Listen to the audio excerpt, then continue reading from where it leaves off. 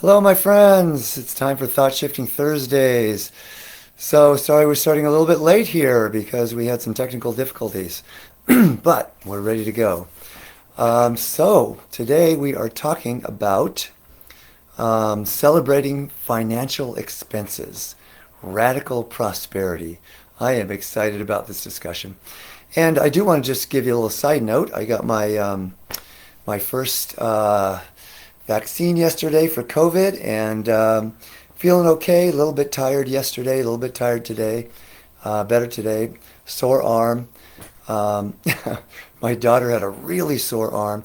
I really do believe in this is my, whatever we resist, you've heard me say this before, not only persists but magnifies.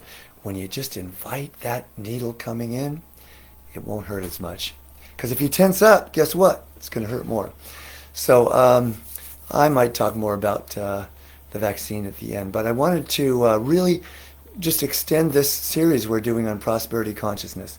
And what I wanted to share today is a practice that my wife and I came up with a couple years ago. And it's just, this is radical prosperity consciousness. So we had, here's the story. So we have a rental property, which we're actually in the process of selling. But 2 years ago, we had an expense that came up. And I caught myself with a limited thought. Now, it wasn't like thinking, oh, this is a bad thing, or there wasn't a huge limitation. But it was very subtle because I thought, oh, this means, it was about $1,500. This means I have to we have to bring in more income in order to cover that expense. But here's the philosophy, and here's why I recognize that that is not true, that's not accurate, is because as I've been quoting this book a lot, Busting Loose in the Money Game by Robert Scheinfeld, fantastic read, had a profound effect on my life and my relationship to prosperity and money. As it says in the book, and this isn't a new idea, but it's so simply phrased, and that is that money is simply a symbol of appreciation, right? I said this last week that we wouldn't offer money for something if there wasn't some appreciation that we're going to get it, right? We sometimes forget about the appreciation for which we are offering our financial contribution or financial appreciation for. Um, and so one of the practices is when you're paying bills, when you're, paying your credit card bills or whatever, oftentimes it's like, oh, wow, I didn't think it was this high. And there's some concern, some tension, some tightness. But so the practice is to really think about, why am I paying this bill? What am I appreciating that I received as a result for um, putting these items or expenses on my credit card? And so, and that becomes a practice of clarification, by the way, for people who might be, addictive spenders.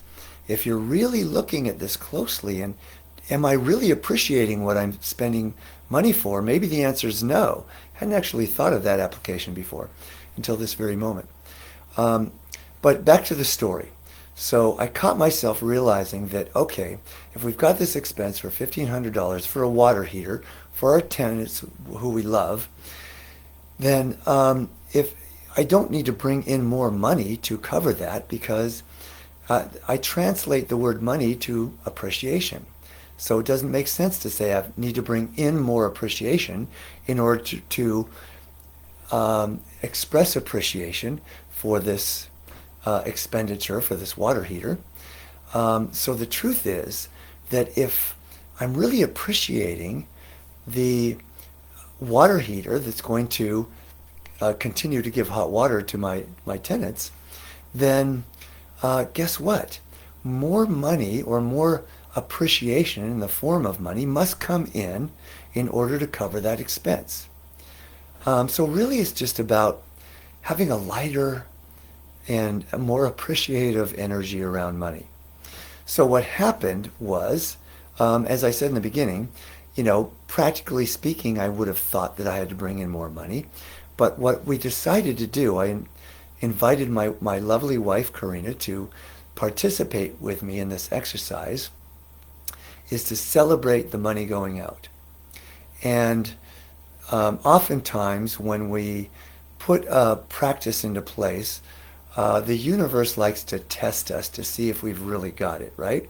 And so we not only did enough money come in or appreciation to cover that expense, but over the next 3 months we had a total of about $8,000 worth of unexpected expenses, giving us an opportunity to practice this new relationship with money. And so each time we celebrated the money going out, and we had like a shower that had a broken pipe, so we decided to replace the whole shower. And so a number of things that added up to about $8,000.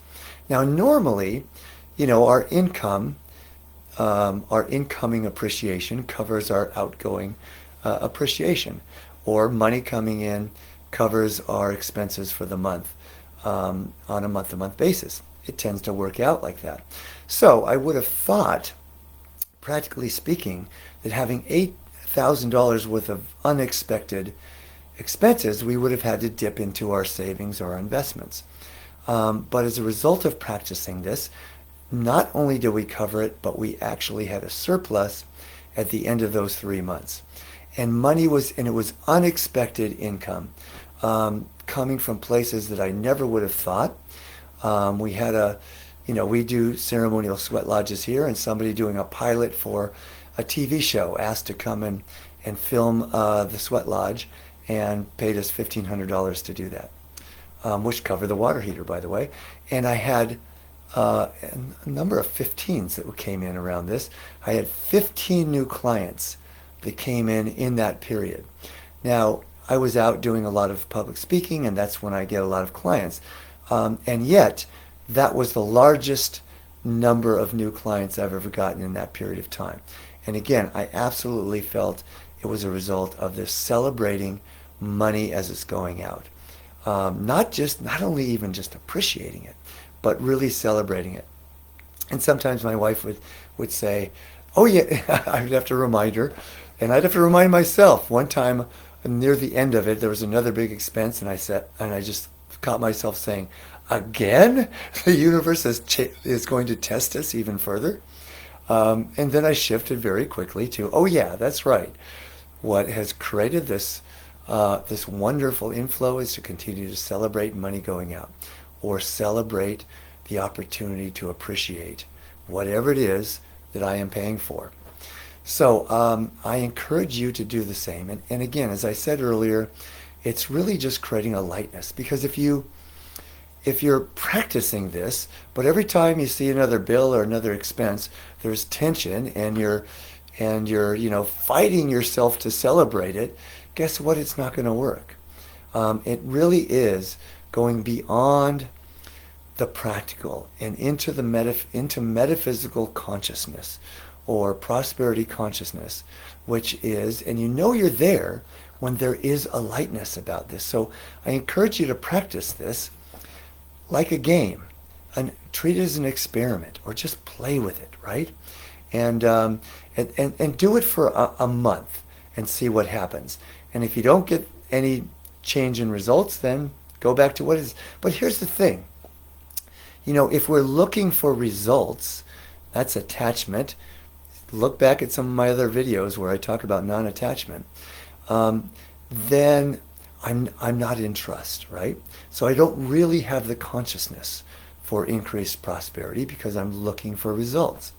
So if you can, to the highest degree possible, as you're playing with this experiment, don't look for results. Take a whole month of just really playing with it and expecting good things to happen, come from it, but without attachment. Just really treat it as a game and play with it and have fun with it. And after a month, what I will guarantee for sure will happen is you're going to feel better about it, and you're going to have less worry.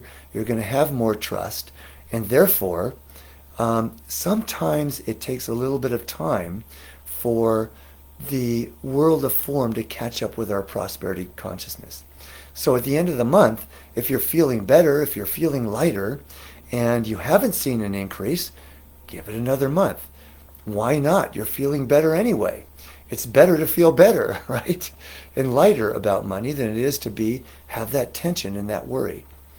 So that's my encouragement. So let's see. I said I might talk a little bit more about the vaccine. I almost said this to a client today. Is that the numbers are going down, and even though I think it's only 7% of the population have been vaccinated, people are feeling better because they know vaccination is here. I'm going to give you another, which this relates to something else around prosperity. I'll give you in a moment. Another fun little game you can play.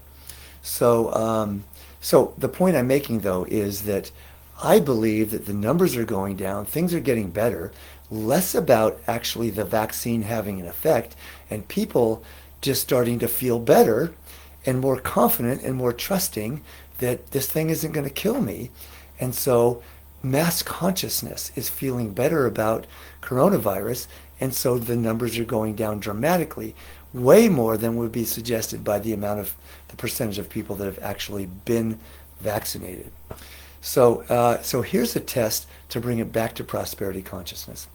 This is a game I play with people in classes, sometimes with clients, excuse me. And that is, imagine that I have just written you a check, or let's say Bill Gates or Bezos, the richest person in the world, who has, let's translate that again, who has the greatest ability to appreciate in the world. And by the way, if I'm translating money to appreciation, there are people who have lots of money that aren't living in prosperity consciousness, that aren't appreciating their lives. And so you can be a billionaire and not be having a good time with it, right? So, but imagine that some person who has enough money to do this writes you a check for, let's say, $5 million and post-dates that check for, let's say, June 1st. That's around the same time that everyone's going to be vaccinated that wants to be. Post-dates it for June 1st, 2021. So you don't have any more money today than you had yesterday, but you do have this check that's guaranteed to cash on June 1st, 2021. How do you feel? So the answers I get are, oh, I would feel secure.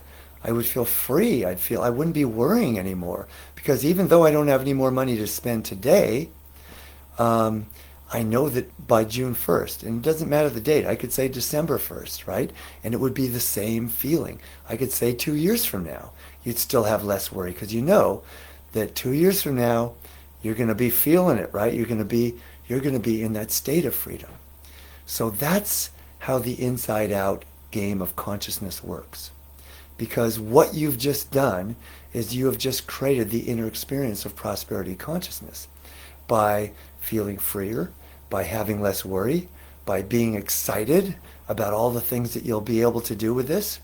So prosperity consciousness, though, to make it real and to make it effective, is not having it be in the future. It's bringing it back into the moment. And that's why that little exercise or game can create that experience for us. Even though you don't have more money, you feel better, you feel free, you feel confident, you feel secure.